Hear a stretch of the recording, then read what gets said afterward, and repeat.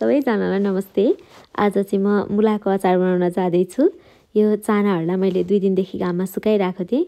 अनि यसरी सबै मसलाहरू एकैचोटि रोस्ट गर्दैछु।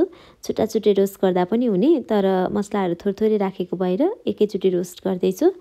अनि यसरी सबै मसलाहरूलाई सेलाएर मिक्सचरमा राखेर मसिनो पनि पारेको छैन, ठिक्कको पारेर राख्दैछु।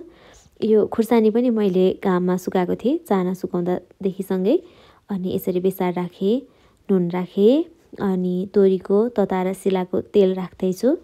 अब यसरी यो सबै मसलाहरूलाई मजाले सबैतिर लाग्ने गरी मजाले मोल्ने, यसरी मोल्दैछु। अब यो अचार बनाउने छुट्टै सिप तरिका छैन मसँग, मैले आफ्नै हिसाबले बनाउँछु। अनि मैले बनाएको प्राय अचारहरू सबै मिठो नै हुन्छ, घरमा पनि सबैजनाले मिठो मान्नुहुन्छ। अनि अचारहरू मध्ये मलाई चाहिँ सबैभन्दा सजिलो मुलाको अचार हाल्न लाग्छ। यसमा चाहिँ आफूसँग जे जति मसलाहरू छ त्यति हालेर अचार राख्दा पनि अचार मिठो हुन्छ। अनि मैले पहिल्यैबाट सुन्दै आएको पनि मुलाको अचारमा चाहिँ धेरै तेल राख्नु पर्दैन भन्ने, अनि त्यही भएर पनि मैले चाहिँ यसमा तेल एकदमै थोरै राखेको छु। यो छिटै खाइहाल्ने अचार पनि हो।